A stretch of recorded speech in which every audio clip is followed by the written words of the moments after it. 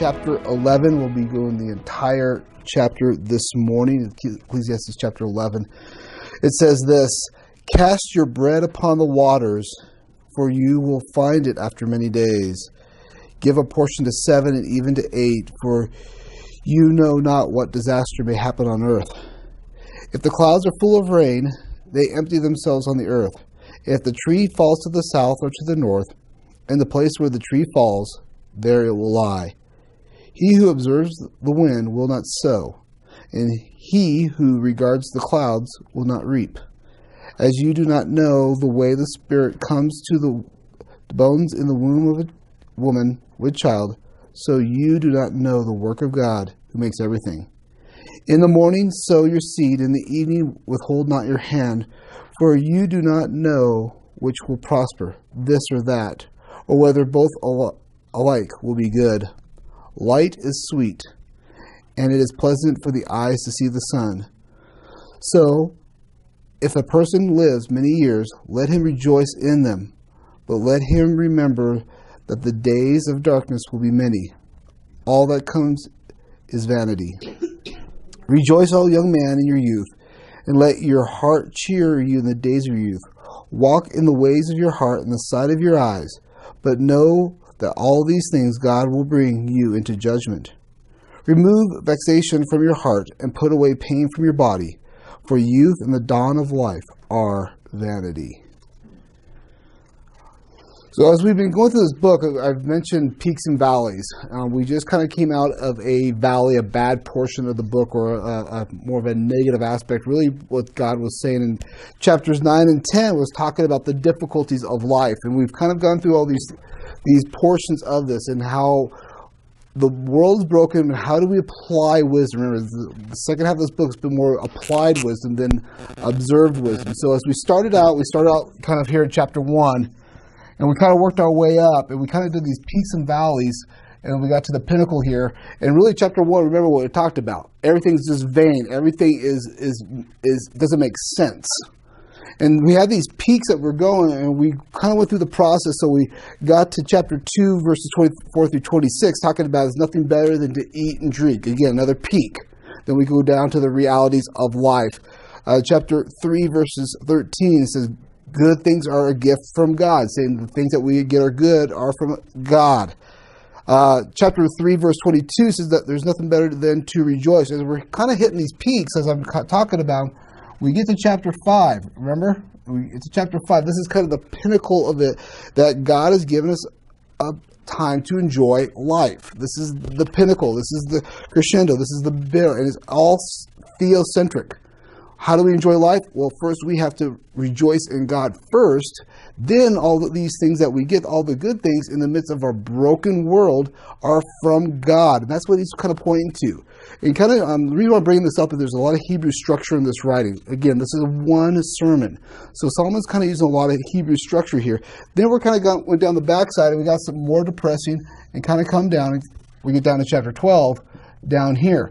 And we have these other peaks in here and other peaks in here. And we've talked about those. Chapter 9, we talked about, saying enjoy life with your wife and other things that you can partake in. And he's hitting these peaks.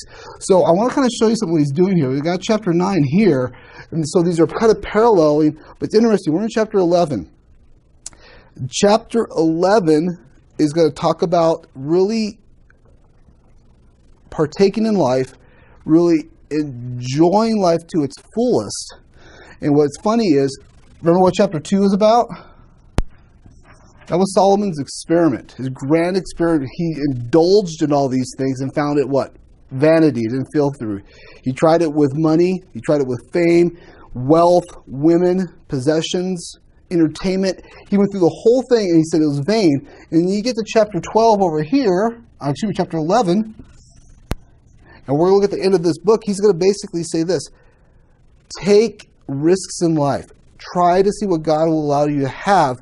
Again, this is all on the confine. If you read kind of in there, it says, in verse 9, it says, "Rejoice, O man, in your youth, in the cheer of your let your heart cheer you in the days of your youth. Walk in the ways of your heart and the sight of your eyes. But know that for all these things, God will bring you into judgment." So you see, this one was vanity here, chapter 2. You go to chapter 11, almost saying to do the things that were vain, but he changes the perspective. He says, okay, there are some good things here. Enjoy these while you're young. Enjoy these while God has given these things to you. But don't do what I did in chapter 2, because chapter 2, he was trying to find joy, happiness, and satisfaction in those things. He says, I wanted to see if these things could satisfy me. And that's where he found it vain and didn't do it. And then he kind of turns the table and he says, okay, in the context of a theocentric worldview, putting God first. Then in chapter 11, it works. So that's what we're kind of talking about today. We're going to talk about how to go in life. He's really, again, this is on this side of the mountaintop. This is observed wisdom. This side is applied wisdom. We got a little more application. Here he's saying, I've seen. And this side he's saying, I know. Do this, do this, do this. So this is kind of the way his sermon is set up. And it's interesting when you get to chapter 12. Chapter 12 is really about what makes sense in this world. Kind of just wrapping things up. It's a good conclusion to the sermon. We're going to talk about that next week. But it parallels what chapter 1 is about. Remember what chapter 1 was about? There's just this monotony of life that doesn't make sense. Chapter 12, we get to say, with God, everything makes sense. Everything has its appointed time and seasons and everything else. So he's writing this very poetically in the Hebrew structure. Again, Hebrew poetry is not rhyme and meter like we would have in English poetry. It's about parallelism. It's about ideas, comparison, contrast. So that's what we're doing. And chapter 2 is actually the antithetical parallelism of chapter 11. Chapter 2 was the mistakes. Chapter 11 is what we need to be partaking in. So that's what he's kind of doing here. So we're past the doom and gloom. And again, the purpose of this book is Solomon's conclusion, as we've seen, is going to be this is about God and God alone. Yes? I hadn't been with you, buddy, but yep. Forgive me, but when at the peak there, and then is the second half of the book more theocentric than the first half? Yes. There's sprinkling of it here, but this is more how do we apply wisdom in the broken world. So he focuses more on God. God, yes. In light of these problems, how do you live in the things I've discussed that were issues and problems? Now, how do we live with God? Because chapter 5 is kind of like everything just points towards God. God's the focus. And he kind of summarizes it at the end, but that's a great question.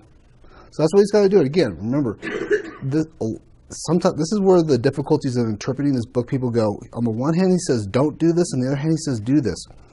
And if you take the verses out of context and isolation, yeah, it looks like there are apparent contradictions in this book, but they're really not. He's really, and this one's really kind of unwinding this and saying that.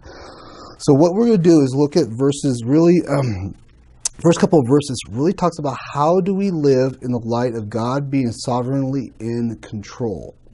That's how, what do you do? Because the tendency is this, is if God's, two extremes. One, if God's sovereignly in control, then we kind of just let go and let God. And we just kind of, whatever happens, happens. And that's what Solomon's talking about. The other one is, and he's going to kind of emphasize this too, is we have all this wisdom how to live on this side of the pinnacle of this book. We tend to maybe overanalyze things and overthink things and kind of wait, I gotta get all the ducks in a row, and then we don't take risks. And that's what he's going to be really talking about. So let's look at verses 1 through 4 here. Verses 1 through 4, it says, take risks since you do not know what God will allow to succeed. And the problem is again, we're looking at this. When you get applied wisdom, the problem is you want to have all the solutions, all the problems, all the contingency plans. And there's nothing wrong with that. But the problem is if you take it to too far extreme, you become paralyzed. So that's what he's kind of talking about here. Let's look at verses 1 and 2. He says this, cast your bread upon the waters, for you will find it after many days. Give a portion to 7 and even 8, for you know not what disaster may happen on earth. Now, at first glance, you're probably thinking, okay, what does taking bread and throwing on the water have to do with this book? I mean, this is really doesn't make sense. And again, their bread is like pita bread. It's flat, so they start talking. I mean, if you take this literally, He's really, okay, look, I need to go out to the reservoir down the road here, take some pita bread, throw it out there and see what happens. I mean, that's what he's saying, right? Well, no, he's really not saying. This is kind of a saying. This is a saying of the day. Everyone that read it understood what he was referring to. The word cast can be misleading. Literally, it means in the Hebrew to send out. It's to send out. And what Solomon is really referring to, and everyone would understand at the time, is they'd be sending out merchant ships with grain. They would get these merchant ships and they would fill these huge jugs full of grain and they would send them out. And he's just basically making common sense. That's the common staple food of the day. Their bread, if you hear of bread, usually refers to the grain as well. And what ships would do, especially during Solomon's day, and we see this historically, is that he had many ships. We saw this in 1 Kings. He had many ships. And what they would do is they would send these ships out full of grain, and they would fill it out to the international market. The thing is, being a wise person, you would not put all your grain into one ship. If you think about it, when you think about this, we see these super tankers and these big, huge cargo ships, and yeah, we could just cram them in and go. But if you really think about those ships back then, were not that big. They were very small. And to overload one ship with all your proceeds, or your excess to the international market would be foolish. It would be unwise. That's what he's basically saying. If one ship sinks, then you lose everything. That's why he's saying that. And different nations would have different prices. So what they would do is basically say the portion to 7, even 8, is basically saying, hey, let's go ahead and put it in multiple ships. We could all go together. One ship goes into port. Hey, if the prices are good, we could call some more in. If it's not good, we could sell what we can, get what we can, and go to the next port. It's not like today where you could basically call them up and say, hey, how much are you going to pay for this? You literally had to bring your goods into port to be able to see what would happen. And we're saying here, cast your bread upon the waters, for you may find after many days. Basically say, hey, just take the risk. Go out and do these things. That's what he's doing. And what he's saying is that the ships would return, and when they returned back to Israel, they would see what his reward would be. He never knew what it would be until it came back. It's not like today where we pre-negotiate all these things before we send goods. There's a lot of more risk involved. So what Solomon's saying is basically this. There's an aspect of wisdom, yes, but there's an aspect that we have to take risks in life. This is just given in life. The problem arises when we wait for all the right conditions to be perfect. We want to have all the wisdom, and we want all the contingency plans, and we want to make sure that it's perfect and done so that there's no problem. Now, listen, he's not saying not to have contingency plans and have wisdom. He's not saying that. But he's saying if you take it too far, you become paralyzed. You would wait forever. And Solomon wants to make sure that we are not paralyzed and overanalyze everything and wait too long and miss an opportunity. Verse 3 talks about this. Again, another illustration of waiting too long. Yeah. Brian, is the idea of the misfortune then, he's saying be wise and don't put all your, because you don't know what might happen to any particular ship or yes. any particular port or how things are going, that type of thing? Yeah, we would say don't put all your eggs in one basket. Okay. Yeah, that's what he's basically saying there. In case there's a big storm. One big storm, if these ships are spread out and going different places, okay. He's saying, hey, you need to go to Malta, you need to go to this port, you need to go to Crete, you need to go to this one, you need to go to Caesarea to Syria, and they all go out different places. It divvies it up. What we would say in our vernacular is don't put all your eggs in one basket. In case there's a disaster that could exactly. Okay. It's just using wisdom here. All right. Great. Verse 3 says this, gives an illustration of waiting too long. It says, if the clouds are full of rain, they empty themselves on the earth. And if a tree falls to the south or to the north, in the place where the tree falls, there it lies. Now, we read that and we go, okay, Solomon, this is not profound. We understand this. I understand when the rain falls, it falls here. You go outside, you see the cloud, you see the rain come down, especially here in Denver where you can see storms on the horizon. You can see where it's raining. You see, okay, it's raining over there. We know that. In the forest or where the trees are cut down or the wind blows them over, it falls where it lies. I mean, this is common sense. I mean, we can make observations. We understand the results. But verse 4 kind of expands on that. He says, he who observes the wind will not sow, and he who regards the clouds will not reap. Verse 3 talks about making natural observations of the world and how the weather and things happen. Verse 4, that's nothing wrong with that. We make observations all the time. Verse 4 basically says, he who observes the wind will not sow, and he who regards the clouds will not reap. Basically saying is, if you spend all your time wondering and waiting what might happen, or when the opportunity is just right, you're going to miss out on that opportunity. That's what he's saying here. The word observe means watching. What a farmer would do is this. This is not like we have modern farming. They would actually go out there and they would tilt the soil and they would get a big bag of seed. And as they sow, they would just cast the seed. They wouldn't make these big troughs and, dig a little hole, poke it in and go. They would just basically turn up the soil and do that. Well, the problem is this. If it's too windy, and you throw the seed will not scatter where you want it to lie all the time.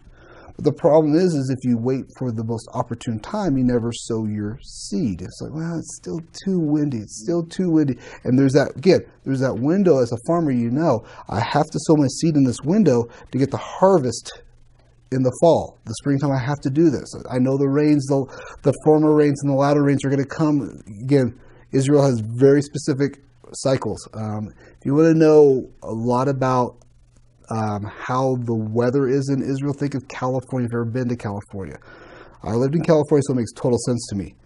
There's certain times of the year the rains come, and there's certain times of the year it doesn't rain at all.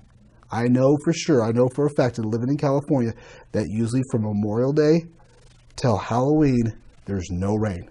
It will seldom rain. Very rarely will you have rain in California. But from late October till, say, April, early May, you could have a plethora of rain, or none at all. But that's when the rainy season is. You know that. That's the same thing in Israel. Israel had the former and the latter rains. They knew that there was two sets of rains, and there was a time during which, after the end of spring, all the way till, say, October, you wouldn't get precipitation. So they had to live in that climate.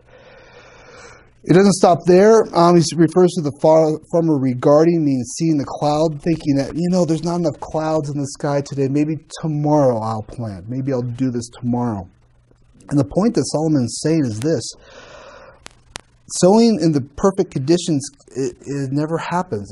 There's a lot of chance involved. He's saying basically, don't wait, do. Why? And we're going to kind of get to that here in a second.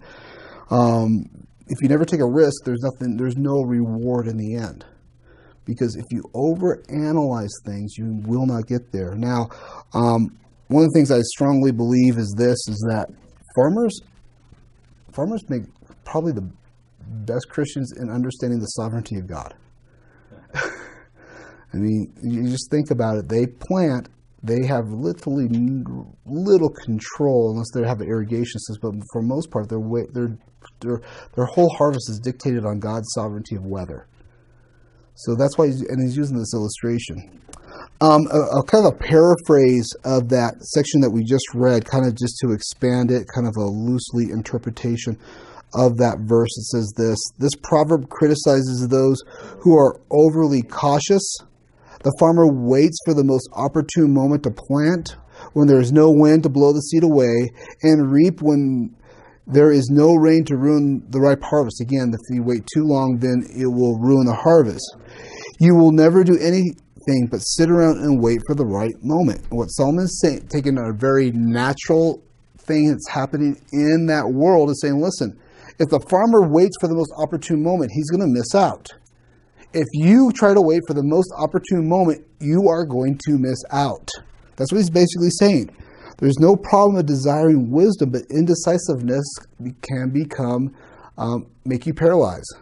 You've heard the phrase paralysis from analysis. I don't know. This, and then typically people that are in that state get too much information and too much wisdom, and they ask about 100 people. Why? They're afraid to make the wrong decision.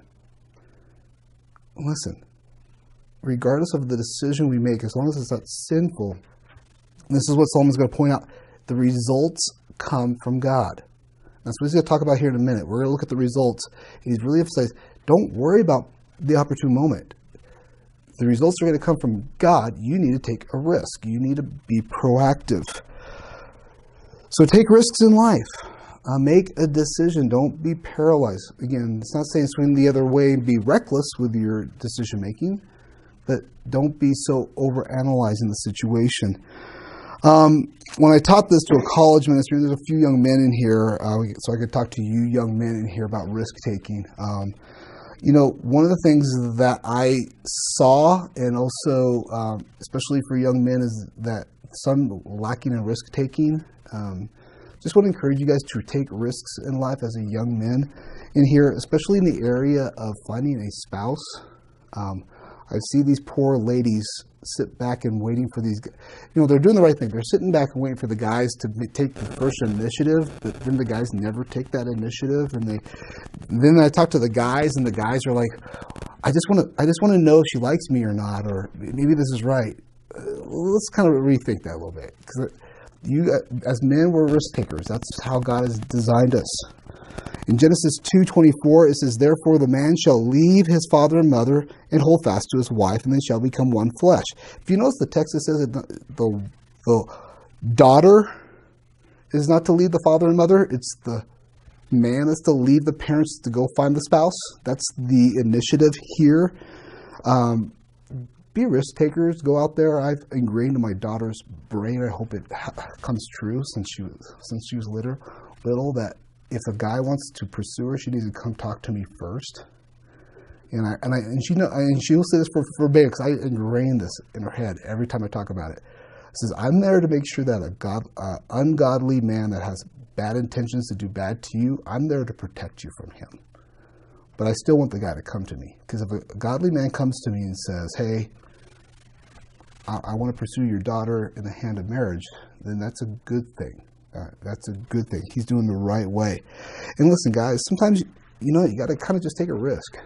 She might say yes. She might say no. It's not. Listen, a no is not the end of the world. I know some guys get so distraught about that. She said no. I'm like, well, then it's either a no, not now, or if it's a firm no, guess what? That's okay. It's not your spouse. Go find another.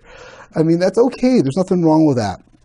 A great book talking about manhood. It's called A Guide to Biblical Manhood by Dan Dumas. Says this in this regard. He says, "You should not wait on the sidelines for a woman to take the risk of approaching you. You should consider who in His sovereignty God has put around you, and take the risk of pursuing a suitable partner." So again, you guys are the initiators. You guys are the risk takers. Don't let the girls do that. And there's some very godly gals that my wife has worked with that, they're waiting. They're there. I'm sure if I talk to Ken about the college ministry, they're there. They're saying, I want to be godly and wait for this man to make the initiative. Do it when the time is right, okay? All right, next. So we talked about risk-taking. Now in verses 5, it says, stop thinking about what God does not reveal to you. And this is the problem. We want to know all we want to put the pieces of the puzzle together. We want all of what's going to happen. Why? Because we want to be successful, right? Well, verse 5 talks about this. As you do not know the way the Spirit comes to the bones in the womb of a woman with child, so you do not know the work of God who makes everything. We know and understand how procreation happens. We understand DNA. We have far advanced from when this was written.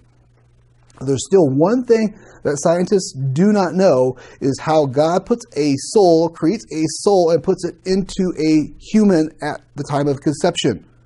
We don't understand that. That's something that is unique. God actually creates that. We're able to observe, and with science, I know how a child is procreated, but we don't understand how that soul is created and how it comes in there. We just have no idea. But God does. God knows how He creates a soul. And that's what He's referring to. The same could be said about God and His works. Just as we don't know the particulars of how God creates a soul and places in a child at conception, we don't know how he works in the world. There's some things that we can observe and see and understand, but there's other things that we don't know, and we must know and understand God's providence. And we've talked about this. And again, God's providence is him working behind the scenes for his glory and our good. And what's defined as good is whatever God gives us, right? That's what we've talked about. The problem is we want details. We want to know on a daily basis what God is doing. And there's some theological constructs out there that says there's ways that you can actually ascertain what that is and figure it all out. And I don't agree with that. I don't think the Bible teaches that. You know, we see some of the things that they say, okay, well, we see in the book of Judges that one of the judges put the fleece out, and that's Gideon, and that's the way he found out God's will. If you read the story about Gideon, it's the complete opposite. He already knew what God's will was. He said, go against the Assyrians. He said, I don't want to do that. So here's what I'm going to do. God, if this is really true, even though God gave him direct revelation that this is true, I want the ground to be wet and the fleece to be dry. He comes out and it happens. He's like, no, darn it, I didn't want that to happen. Do it the other way, God. He was trying to get out of it. So those illustrations that we see from the Bible are describing, and most of the time they're trying to get out of things when God gives them direct revelation to do stuff, or the Word of God says directly to do that. So, well, what does the Bible say? We don't know what God's going to do. We don't have a direct line to God. We don't know for certain what he's doing apart from his Word. That's why Jerry Bridges' book says it's easy to obey God, but it's very hard to trust him. That's from Trusting God. It's a great book. Why? I can read the Word of God and it's black and white. Do this, don't do that. But when God says trust, there's so much ambiguity to that word, and there's so many things that are totally outside of our control where we want to have control and we want to make the right decision. Listen, there's nothing wrong. A lot of these people have good intentions. They want to make the right decision. But Solomon's saying, guess what? You don't know what God's doing. Sometimes we want to treat God like that magic 8 ball I've talked about. Remember that? You go to those games and you shake it up and you want the right answer there. And we treat him like that. And we say, God, let me know. What God is saying here is this. We don't know how he's working, so don't wait. Go back to verses 1 through 4. He's talking about not waiting. We don't know how it works. God does things behind the scenes for his glory and our good. And we don't have any idea what he's doing until after the fact. So verse 6 kind of talks about what we need to be doing. Since we can't get the right moment all the time, since we don't understand how God works behind the scenes because he doesn't reveal that to us, verse 6 tells us what we need to be doing. It says, verse 6 talks about working hard in life since God is the giver of the results. Verse 6 says, in the morning sow your seed, and at the evening withhold not your hand.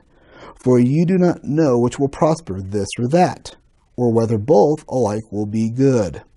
The New English Bible says this. It's actually kind of a good paraphrase. Again, the Net Bible is a paraphrase type of translation, kind of expands on what it's trying to get the meaning at.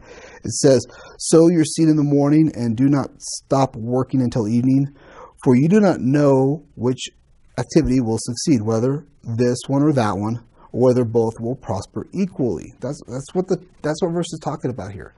So now we've talked about verses 1 through 4 being really about, taking risks. Verses 5 talks about we don't know how God operates in his providence.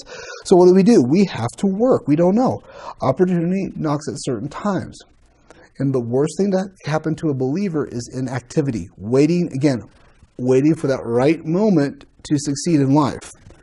The farmer does not know when those times will be. Going back to the farmer. If the conditions are good enough to sow the seed of the field, the farmer must remain active and pursue his occupation. He must work hard, morning till evening. The reason is this: he does not know what the results will be. He can work all day long, but he has to trust in God for the results. This is why Christ, when he talks about the gospel, I believe in the book of Mark, he talks about the gospel in such a way that as a farmer, what does a farmer do? He sows seeds and he waits. He looks for the results. In the same way that salvation, we sow the seed of the gospel, we wait for the results of God. Why? We don't know what's going to achieve. That's what Solomon's saying here. He's in that exact same situation, but in a different context. He's basically saying, work hard in life. You don't know what God's doing in the background. Work hard, and the results might be good for one and not for the other, or both will be alike. We don't know. But again, the issue is this, is getting to a point of inactivity. Because what happens if we start overanalyzing and try to get too much wisdom and try to make all the situations correct, and we try to wait to see what God says, yay or nay, where he doesn't tell us, we become what? Paralyzed. We don't do anything. And that's what he's saying here. Don't stop. Keep working. You never know what might happen in your life. And the problem is we try to second guess our work, and we try to see what's right, and we don't work hard at it. We kind of pull back. That's not what he's saying here. He's not saying there's a right or perfect time. There really, just be honest, in life there's really not a right and perfect time. Not for us, but for God there is. Why? Because he knows everything. Again, who's in control? Who is... Because you know what? You could be very wise and make a lot of good decisions. Study the book of Proverbs. Study the Word of God. Make a very biblical, godly decision in the right moment. And guess what happens? It doesn't work out. Why? As we've talked over and over this book, and this book emphasizes over and over again, we're not in control. God is. Whatever results in life we receive, whatever lot we receive in life, that's what Solomon's saying, that is from the hand of God. And that's the hard part. Because what do? We plan, we try to execute, and we think that the mathematical formula always works to get the results. Now, most of the time it does, but Solomon says it, and this is why Solomon talks about this world being broken, while he talks about the paradoxes of life, where the righteous man works well and has no success, but the foolish man works foolishly and has success. Why is that? Because God's in control of all things. So what do? Don't be passive. Don't be overanalyzing, but work hard. Instead of working hard, we need to work hard and trust in God in the midst of all this. And that's what he's saying. We can't just sit back and wait for the right time. And we've heard this I've heard this over and over again with people that get to a decision point.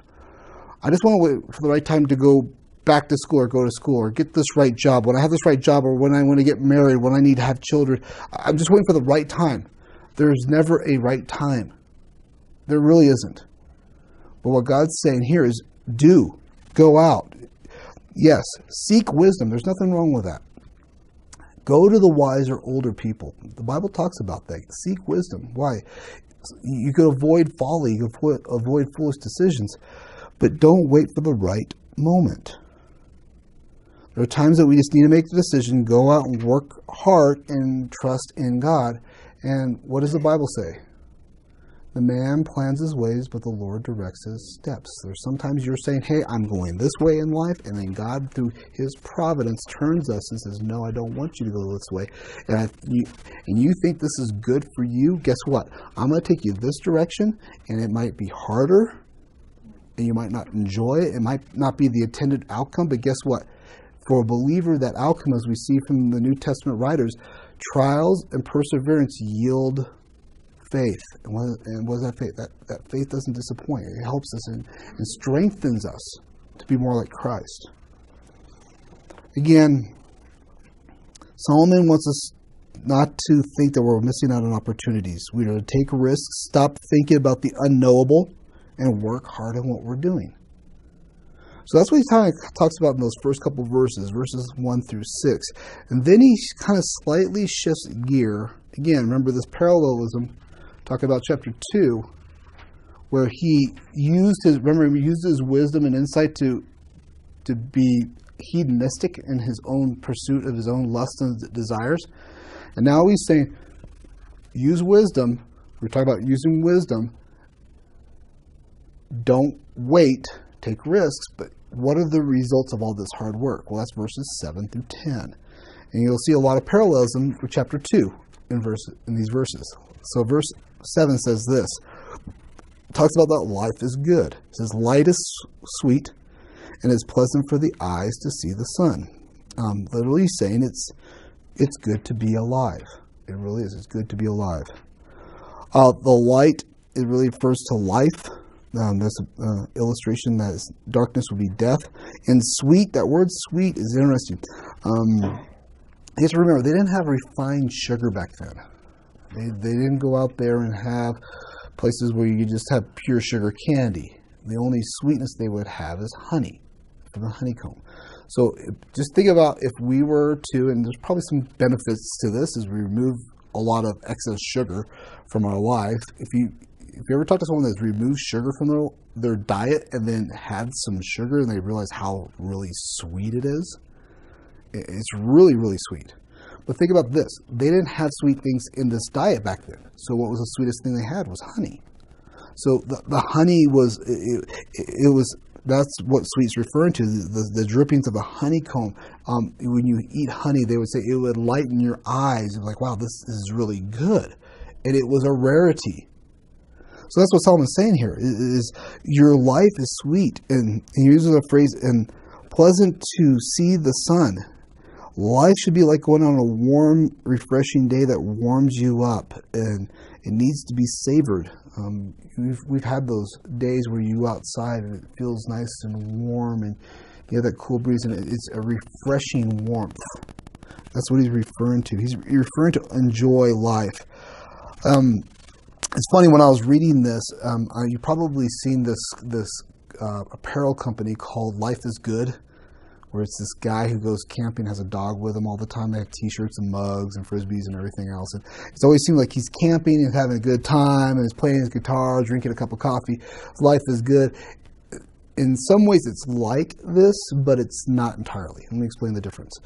That company says life is good, says basically just kind of forget the troubles of this world and everything will be good. If you're positive and optimistic and you just do things and enjoy things, then life is good, right? Well, no, that's not what someone's talking about here. He's not saying remove all those things. What he's talking about is this, again, keeping God the center of our life. If God's the center of our life, then life is good, right? That's what he's talking about here. Because of him, life is good. Our sins are forgiven, and we can look at God through the sovereign lens of his hand and see that those things are good. So he wants us to view that life is good. Then in verse 8, he wants us to view that life needs to be enjoyed daily. Verse 8 says this, so if a person lives many years, let him rejoice in all of them. But let him remember that the days of darkness will be many. All that comes is vanity.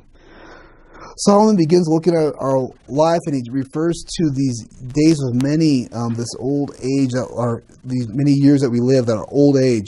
And it says, rejoice in them because they are few. We don't have many days. Our days are numbered.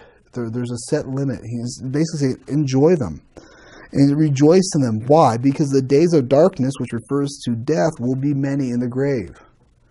You think about it, that's really... If you think about our lifespan in the light of eternity, or just in the light of history, our lifespan is very short. Very short. And God says to enjoy them. Kelly, in his book called The Burden of God, that talks about this verse, is this. He says, do not trouble yourselves over the cycle. When there's a cycle, that painful cycle of life.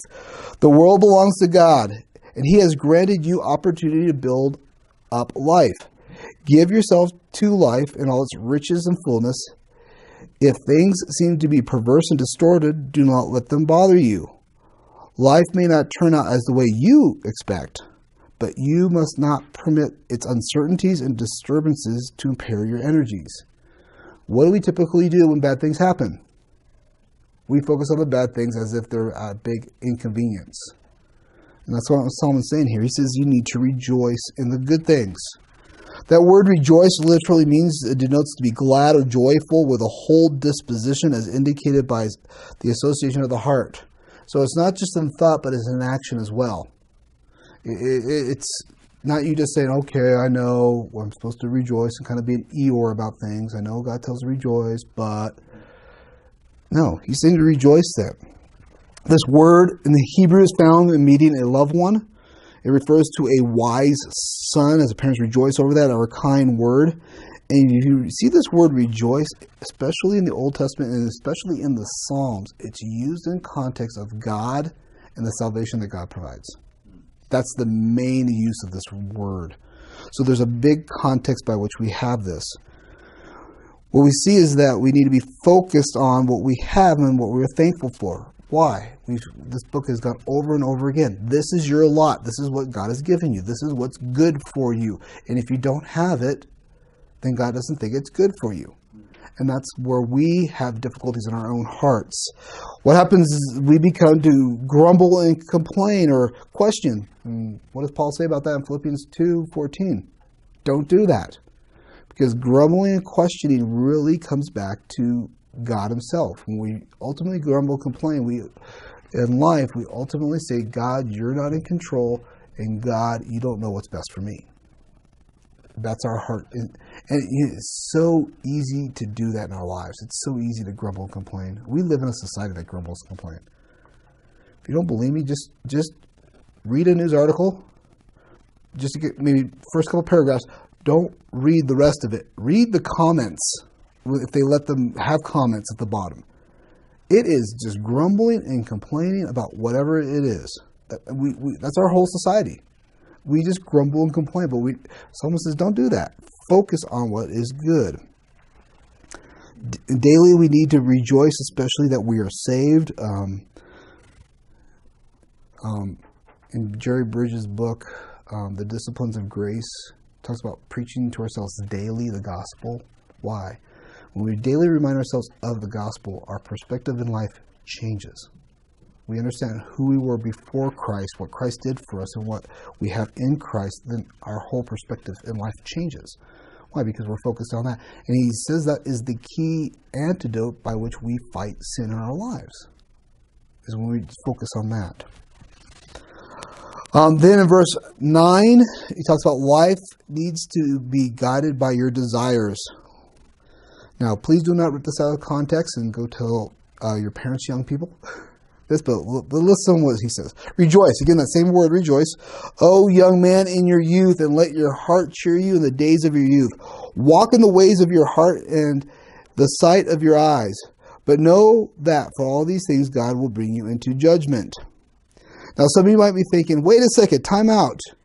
I know in Jeremiah 17, verse 9, this is the heart is deceitful, wicked above all things. And now Solomon's saying, follow the desires of my heart. What is Solomon talking about here? As Jeremiah is talking about the deceitful of our heart, it's talking about our inclinations towards sin. Here what Solomon's talking about is basically you have your desires, do it.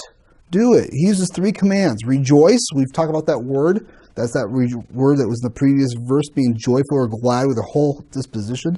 Be pleasant. These things will go well with you. And walk in your manner of life. He's using commands here in the Hebrew. He wants you to do these things. But he gives you a context of this and how to do it. By the ways of your heart and the sight of your eyes. Literally saying, follow the impulses of your heart and the desires of your eyes. Now, if we just stop there, there's something wrong with this verse. This contradicts the host of Scripture. But Solomon puts a wonderful context at the end of this verse. He puts a parameter. He says, but know that for all these things, God will bring you into judgment. Basically saying, it doesn't mean you get to do whatever you want. It doesn't mean you get to sin, primarily. And 2, you don't do what Solomon did at the beginning of this book. What did he do at the beginning of this book? He followed his impulses of his heart. He didn't follow the desires of his eyes. Why? For self-indulgence. God's saying, you get to partake in these things as a gift from me in the broken world. Why? Because these are the good things that God gives from the hand of God. Perspective is everything. Heart is everything in this. Because your heart could be incorrect. Walt Kaiser, in his commentary on this, talked about this, and it's a small commentary on Ecclesiastes, probably the best one written out there. That and Dr. Barrick's. But this is what he said. He says, yes, whatever you see or desire, but mark it down well, and in the midst of your enjoyment, that God will review even the quality of your pleasure and the manner in which you enjoy yourself. See, God's still in control. And we've talked about this actually Solomon's talked about this over and over again. When you have a proper perspective and you give God glory in the midst of these things, he says these things that he gives to you to enjoy in life, food, drink. He talks about any luxuries that we receive, a spouse. Those things that we get to enjoy as we look in life and we get to partake in, and if those do not become the idols of our lives but ways to glorify God, then those are, what did he say? Those things have been approved. God's already approved those things. But what God doesn't want, and this is kind of the fine line, God does not want us to idolize and lust after those things to replace him. That's what Solomon did in chapter 2. Big difference. Again, what does it go back to? The issue of the heart. Why are you doing these things? Desiring things that God has allowed for us to enjoy is permissible as long as God has given us the ability to enjoy it. The problem is when we misuse it and we lust after those things and we desire those things. Now, the word lust, we think of it, we immediately think it's bad. But really, it's not. The New Testament word in the Greek for lust just means strong desire. And in the New Testament, it talks about having a strong desire for good things and strong desire for bad things. It's all the context. And when that desire becomes something that we worship and replaces God, then it becomes an idol of our heart. The place in the New Testament that talks about having good desires is 1 Corinthians 12:31 and 14 verse 1 talks about we should have a lust for spiritual gifts. And 1 Corinthians 14:35 is we should have a lust to know God. In 1 Timothy 2:4, we should desire salvation to unbelievers. We should have this lust, this strong desire. In 1 Timothy 2:8 talks about prayer, and 1 Timothy 3:1 talks about a position of eldership. That word in 1 Timothy says if someone desires, that word desires is lust. And 1 Timothy 3:12 talks about to be godly, desiring that. There's nothing wrong with having a strong desire, or what we say lust. The question is, where does that desire go? And how does it reflect our worship of God? If it replaces God, then it's an idol. It's a good thing to desire the salvation of our family and friends. That's in the Word of God. 1 Timothy 2:4 says that. The problem becomes is when that becomes more important than worshiping God, and if that does not become a reality, our worship towards God becomes compromised. When we desire that so much. The problem is when objects that we desire supersede that. And that's not what Solomon's talking about here. He's, again, in the context of what he's talked about here, in the midst of a broken world, if God has given us these things, and we get to partake of them, then we should not feel guilty in partaking of them, as long as they're put in their proper context. There's nothing wrong with it. Nothing wrong with it. The problem is we think our happiness and following God are at odds with one another. And we probably come to that. And really, it doesn't. What God's saying is, if you glorify me first, those joys will come under me second. And we're not at competition with it. The problem is people who don't understand the Word of God or unbelievers think that if I obey God, my joy will not be there. They're in competition. Obeying God and putting God first means I must compromise on my happiness and sadness. That's not what the Bible teaches. In fact, what Solomon's teaching is exactly what the rest of the Scripture teaches. Ultimate joy and satisfaction is worshiping God primarily and first, and then we are happy and joyful in Him. And that's what he's talking about. Ultimate joy and happiness only can be found in God. And we're going to see this in chapter 12, where it really talks about that. And then in the lesser joys that we get to partake in, we get to choose to have. Turn back to chapter 3, verse 13. This one is kind of show what it says. It says, Ecclesiastes 3:13 says, and also that everyone should eat and drink and take pleasure in all his toil. This is God's gift to man. Again, that perspective. If you turn to chapter 5, verse 19, It says, everyone to whom God has given wealth and possessions and powers to enjoy them and to accept his lot. Again, that word lot means whatever God gives you. Not what you want, but what God gives you. That's the hard part sometimes. And rejoice in his toil. This is the gift of God. Again, it's all about perspective.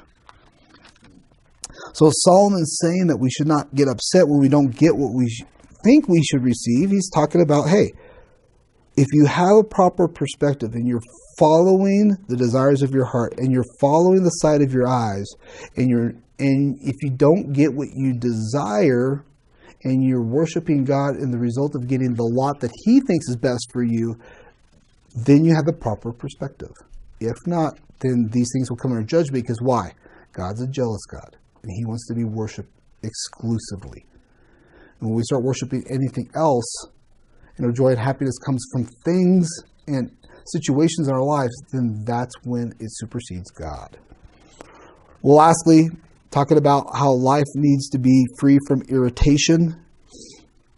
Verse 10 says this, remove vexation from your heart and put away pain from your body, for youth and the dawn of life are vanity. The last thing that Solomon tells us is remove vexation. And again, he's not suggesting that we remove this. He's actually commanding. This is a command in the Hebrew. So say, hey, I think it'd be a good idea to remove vexation. He's saying, no, he's commanding you. He uses the word remove. That means, literally, it's used a lot in the removing of idols from one's life. Kind of interesting that he uses that word remove in the context that's used mainly about removing idols. He also used put away. It means allows the sin to be passed over. It doesn't affect you. That God has put away things. It means it's not affecting you in the sense. And he's telling us not to allow the problems of this world to take away from the joy of life. Why? What happens when you focus on the problems? We become Eeyores, Christian Eeyores. A good paraphrase says this, banish emotional stress from your mind and put away pain from your body, for youth and the prime of life are fleeting. That word vexation in the Hebrew really means irritation, anger, frustration, grief, or worry. I like the Hebrew language. Sometimes a word could just have a whole cornucopia of meanings and they all kind of work together. But if you notice in the text, it's not saying remove the irritation or remove yourself from the irritating situations. He's not saying that. He's not saying remove irritating situations from your life or remove the irritation from your life. You notice he's saying remove the irritation from your heart. Ultimately, being irritated is a choice of your heart to be irritated at that situation. That's what Solomon's saying here. We think the way to get rid of irritations is to remove the irritation or not be vexed. We remove the irritation. But ultimately, to be irritated is a choice. You choose to be irritated and angry. Think about the whole flow of this book. How many problems did Solomon bring up with this broken world? A plethora. Things that just don't make sense. Things that would irritate us. Things that don't make sense because the righteous man does righteously and has bad outcomes and the unrighteous does foolish things and has great outcomes. That's irritating. Should be, it should be like math, right? 1 + 1 = 2 every time. Well, Solomon's saying no. Yes, there is ways of wisdom, but he's saying that it's not the case. So we live out of the garden. We're not in the garden anymore. We're outside of the garden. The garden was perfect. We're outside of that. And how do we avoid becoming irritated with the problems of this world? Well, Solomon says remove it from your heart. It's a volitional decision of your heart. Eaton in his commentary says this, the danger of vexation over the enigmas, again, those things that we don't understand, and the irritations of life will grip the heart, and that disillusionment will lead to cynicism, meaning you're skeptical about everything. Well, we shouldn't be skeptical about everything. Why? Who's in control? God is. When we allow ourselves to become irritated, we become cynical, we become suspicious, distrustful, pessimistic, and bitter. And we even direct that towards God. we've probably had it in our own lives, and also seen the lives of other people where they've gone through especially at the beginning of a trial, where they get the onslaught and the weight of the difficulty that hits them, and typically the first thing that happens is you begin to distrust God. You begin to question God, like, why, God, did this happen in my life? That's what he's saying here. Why we need to do this? Well, Solomon's pretty clear about this. Your life is fleeting. You need to enjoy it while you can. He says, for youth and the dawn of life are vanity. He's basically saying you're young once. You're young once. And then he uses a kind of funny expression to define youthfulness. He uses this word, the dawn of life. That's what we translate it, but in the Hebrew, it literally means black hair. It's before you turn gray or lose it. That's what he's saying here. This is what's youth defined by here in this context? Well, you have hair and it's dark. So that's what he's saying here. You're in the dawn of life. Youth is fleeting. Why does he say that? Here's what happens.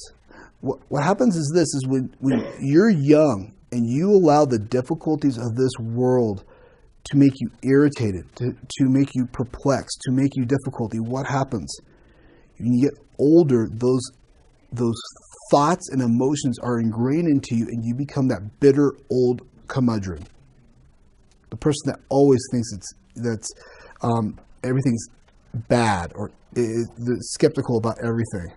On Twitter, I follow this parody called the Church Curmudgeon. It's kind of just a grumpy old church guy who sits in the back, kind of an old school Baptist. He's actually a music pastor at a church here in Denver, we found out. But he kind of pokes fun at that because we all seen that person who sits in the back row and just points out all the problems of life. That's what happens to you when you allow the irritations of this world to affect you. When you allow it to do, you become that old curmudgeon in the back where everything is just skeptical, everything. And where does that heart portion originate from? Really, it's a distrust of God. And we've all been there before. There's times in our lives where we all said, God, why are you allowing this to happen? And it gets really, why are you allowing this to happen to me? That's when we really question things. That's when we really have difficulties and problems. And what Solomon's saying is here is, don't let those things take away your joy. Why? What do we need to do? We need to rejoice. And that word rejoice ultimately focuses on God. So Solomon acknowledges, again, he's a realist. He says we're not in the garden. The world's broken. But how we respond to the brokenness of this world reveals where our true hope is. And again, he's going to talk about this later on.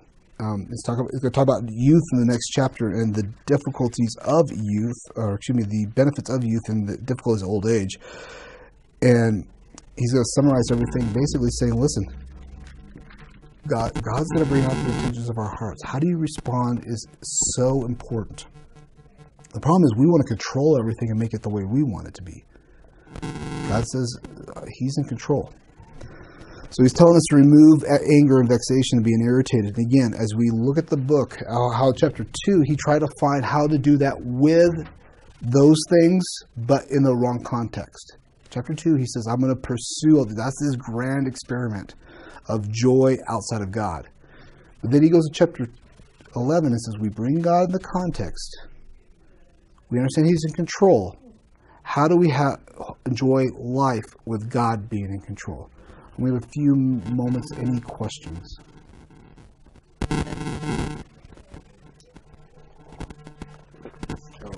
Yeah. So at the end when he says youth and the dawn of life are vanity, is that the one you said where he's saying that you get old? What did you say about that part? Yeah, the dawn of life means basically you have hair and it's dark. Okay. But again, he uses the word vanity. Remember, vanity is not a bad word. It's really it's fleeting. It's there for a moment and it's gone. So, that's why Solomon's saying, enjoy life while you're young. And he's going to kind of really, next chapter, he's going to really expand on why. Why? Because when you get older, there's things that happen in your life that makes life a little more difficult, and it's not as enjoyable in life. I kind of joke around, but there's a lot of truth to this. There was an elder back in Jacksonville that we joked around. We work out so we don't hurt. We do physical things so that when we do physical things, we don't hurt after we do physical things. Because when you stop doing physical things and try to do physical things, you begin to hurt. That's why Ben Gay makes a lot of money. That's why you get a lot of things to help with aches and pains and medicines when you get older. So then Solomon's going to unpack that. When you get older, there's things in life that you never noticed in your life. I mean, I have a metal plate in my wrist, and when I walked in from the weather today, it's aching. You know, I'm like, okay, I didn't have that when I was young. When I was young, I didn't have these aches and pains. But your body just starts to, and that's what happens. So, and why do we do this? Why do we rejoice in your youth? Especially as believers, as we get older, we should be all the more gracious. We should be all the more sweeter because of Christ. And when we forget about Christ, we become that church curmudgeon, that grumpy old person in the back of the church that just complains about everything. Why? Because life is bitter to them. Why? They didn't get what they wanted. And let's just be honest. If we just reserve the right, we're not going to get everything we want in life. And our life is not going to be turned out the way we think it should be. And when we yield to God and His wisdom and sovereignty, then that changes our perspective. That's hard to do. I'm a planner. I like to execute things. I like to have a plan and say, here's where we're starting, here's where we end, and here's how we get there. And when God decides to change things and do things differently, that's, for me personally, that's hard. Because why? I think I know what's right. And I know what I want to do.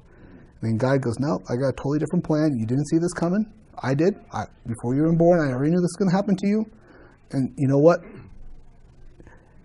It's my heart I have to change, not the circumstances around me. But what we typically do, we fight and scratch and try to claw and get what we want, right? So